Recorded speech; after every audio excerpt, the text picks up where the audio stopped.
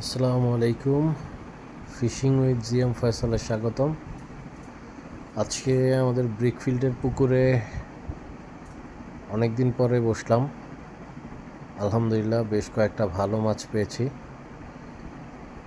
ভালো সাইজের মাছ পেয়েছি। তেলাপিয়ার সাইজগুলো আলহামদুলিল্লাহ দেখার মতো, কাতলও মোটামুটি ভালো সাইজের। যদিও অনেকগুলো মাছ ছেড়ে দিছি, 2টা কাতল রাখছি মাত্র, আর 2টা তেলাপিয়া। আলহামদুলিল্লাহ আল্লাহর অশেষ রহমত। আসলে নিজের 2-1টা পুকুর থাকলে সময় অসময় একটু সময় কাটানো যায়। খুব বেশিক্ষণ বসি নাই, 2-3 ঘন্টা এরকম। আলহামদুলিল্লাহ আল্লাহর অশেষ মেহেরবানি।